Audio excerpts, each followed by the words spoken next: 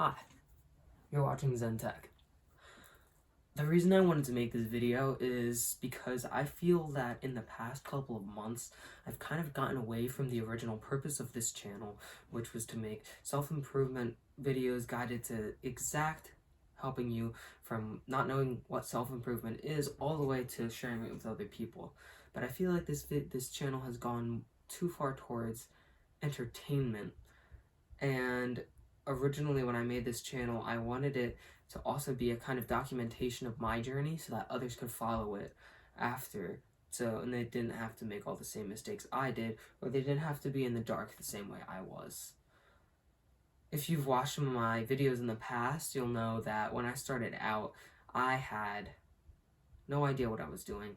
I was in the trenches, to be honest. Like, I was addicted to my phone, I was still fapping, YouTube Shorts, wasting hours a day playing Clash of Clans, playing Valorant, eating junk food, barely working out, and hanging out with people who didn't completely support me. And it was obviously partially my fault. And I didn't have the social skills that I have right now. I would literally sit at a lunch table with these people and say maybe like 10 words for the entire lunch period. It was bad. I was in the trenches. But one thing I've learned, and it's becoming more apparent to me recently, is that you kind of have to go through a descent to make an ascent. And it sounds cheesy and obvious, but you really need to get to a rock bottom. And some people call this ketosis. There's a book. You just need to find out. You need to find out the depth, the absolute depth of your psyche. You need to get to the bottom. And at the bottom, it won't be fun. You'll feel despair. You'll feel hopelessness. You'll feel lost. But it's necessary to feel these things so you can feel found, so you can feel hope, so you can feel connected. And I didn't know that at the time, but I happened to stumble across it. Many people magically go through this ketosis phase and don't even know the opportunity that they've been presented. Some people are still in it. If you're in that phase right now, pat yourself on the back, because you could be in for the biggest change of your life. If you're feeling ambivalent and okay right now, you actually have more progress that you need to make than the people that are now low. And I know that sounds weird. However, you're still ahead because your journey may be shorter. Who knows how long they've spent down at that low. What you need to do to initiate yourself into going down like that is not to start taking junk food and doing all these bad habits. It's to start asking questions and spending time alone. You need to do introspection. You need to pay so much attention to yourself that the things on the outside start to not make sense. And I don't mean this in a narcissistic way. I mean in a way of self-exploration. Most people don't even take the time to delve into their psyches and end up dying without even knowing who they were meant to be. People often hear the phrase, be who you should be who you are, let your inner self shine. But they don't know how to do it, what they even are. They don't know who their self is. I still don't, completely. But I can tell you I've learned a hell of a lot, and I can tell you that the only way to learn a hell of a lot is by doing something. And the thing that you need to do first to learn a hell of a lot is introspection. And introspection starts with journaling. It starts with books, and it starts with always having something going. You have a whiteboard with your progress. You do meditation. You start these habits, and they carry you day by day to knowing a little bit more about yourself. For a while, you'll just have questions and you won't have answers. Eventually, you'll realize that there is nothing that you have to be. There's no validation that you have to receive. There's no one's quo that you need to live up to. You just need to be what you were meant to be, and you'll actually know what you were meant to be. Not at first, not even for a while. It may take months. For some people, it may even take years. But would you rather live in a depressed slightly despairing state for a few months?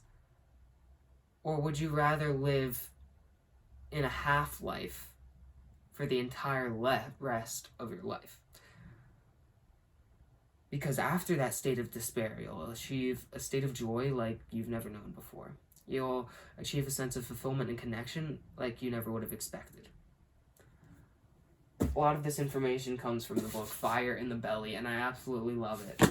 Also comes from the book Iron John, I absolutely love as well, by both of them, if you would like to receive the full picture, but I've given you a summary, right? So that's some of what I've discovered and been discovering in the past few months. The other things that I've kind of been playing with is moderation, like what is right, because I know that it's unmaintainable to eat absolutely no desserts or no junk food. Like, if you're going out with friends, you sometimes need to eat a little bit of that for social reasons. You don't want to be a dick and say, no, I'm not eating the ice cream, and you're the only one in a group of 6 that's not eating the ice cream. To a certain point, if they're doing it constantly, maybe you need to find a different group of friends. But that's kind of an extreme nuclear solution. Like, you can't just drop your friends because they're eating food that you don't like, right? But what you can do is tell them that you're trying to eat better, so they'll at least understand and there's less pressure for you to eat those things. But then also every once in a while, eat them with them. Moderation, you know? You don't want to do it every day. You don't want to have a daily treat, because it'll just eat into your progress because it's a habit.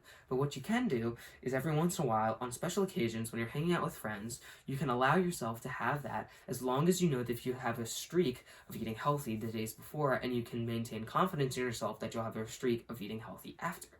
Because I just went to Six Flags yesterday with my friends, and I was like, considering what I should eat. Should I get ice cream and all? Should I just, like, bring my own food? Don't worst thing on the menu. My camera just fell, don't mind that.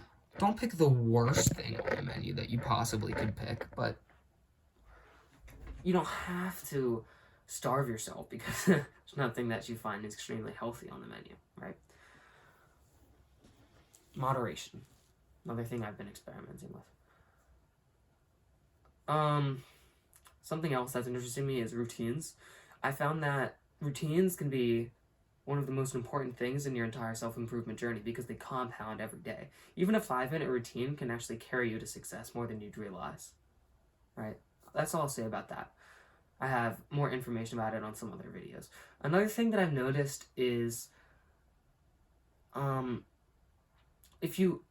the concept of focusing and trying your absolute best in every moment, every single moment, you'll find that when you start to do this, it'll be extremely hard. You'll find extreme resistance. Like, when you're in a state of, like, moping, of, you're tired and you don't feel like talking to people, and you're staying silent and sitting there while everyone else is having a good time, it can be extremely hard to get started talking to people. Like, your body doesn't want to do that. But once you pick yourself up and force yourself to start doing those things, maybe you even just force yourself to laugh, plaster a smile on your face, fake it until you make it. It's not a great solution at first, but if you think about it, if that's what you need to get yourself started, that's fine. As long as your long-term happiness is not plastered and you don't put on a mask every time you leave your house and take it off when you return, then it's okay. But like yesterday when I was at Six Flags, I got a sense of extreme tiredness that suddenly came over me. I was cold. It was under, 60 degrees. It might have been under 50, and I was wearing short sleeves and shorts. And I was freezing and I was tired and I was bored because I was waiting in a line for a long time and I didn't want to talk to people, right? But I still forced myself. I gave myself until after the ride was over to recover. And then I made myself get into it, even though I really didn't want to. And I found the best way to do that is to get an extremely engaging moment that can push you over the hump. If you need to start belting your favorite song at the top of your lungs, then just start doing it. If you need to start playing some game with your friends, or just like pushing them around, do physical humor, then do it. You just need to get yourself over the hump in whatever way you possibly can, right? So, okay, that's the next thing. So many things I've learned on my self-improvement journey that I barely find anywhere else. Another extremely valuable thing I've learned is that you only have a limited amount of time in the day, and you actually have to choose what you do in that time. Like, you might have to choose between multiple positive habits. You'll find that when you start building enough habits, you won't have enough time for all of the ones that you want to do, even if the one you want to add is another positive habit, because you'll have already removed all of your negative habits, so you don't have more space for work. And the solution that I've kind of been starting to explore is finding time in nooks and crannies. If you need to visualize your goals every day, but you don't feel like doing it at the end of the day because you just don't have that 5 minutes, well, maybe there's a time when, say during lunch, you could just find an empty space where you can be with yourself. Close your eyes, do the visualization. If you take some kind of bus or transit every day, if you just take 5 minutes to stop watching whatever YouTube video or movie you're watching and just visualize your goals and then get back to it if you want to, you'll feel so much better at the end of the day when you have that extra time, I promise you. So find the time in nooks and crannies, right? One last thing before I go that I wanted to say is that in your journey to self-improvement, a lot of people forget about rest days, and they're important, and you can't half-ass these. Like, when you get a rest day, you need to make sure it's a good rest day. You go all in on everything, so why wouldn't you go all in on your rest days? Even David Goggins says so, if you read his book. Make sure you're not exercising. Make sure that you have the opportunity to relax and you're not giving yourself unnecessary stimulation like TV or YouTube shorts. Make sure that you're actually relaxing. Do some reading. Take some naps. Do some meditation.